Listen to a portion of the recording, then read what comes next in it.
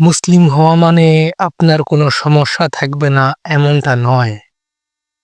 কিন্তু আপনার থাকবে সকল সমস্যার সমাধান দেওয়ার একমাত্র উৎস আল্লাহ সুবহানাহু ওয়া তাআলা।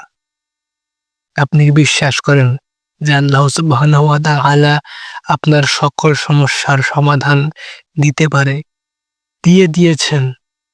কিন্তু আমরা খুঁজি না, খোঁজার চেষ্টা করি না, এজন্য পাই না।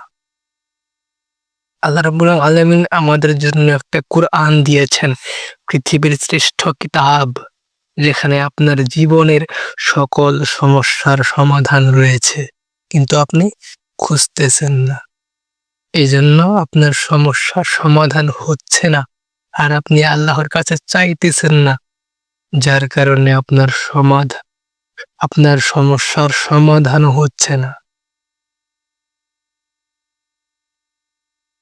আল্লাহ উত্তম পরিকল্পনাকারী, আল্লাহ উত্তম ফয়সালাকারী। আপনি যে পরিকল্পনা করেছেন, আপনার চেয়ে উত্তম পরিকল্পনা আল্লাহ রাব্বুল আলামিন করে রেখেছেন।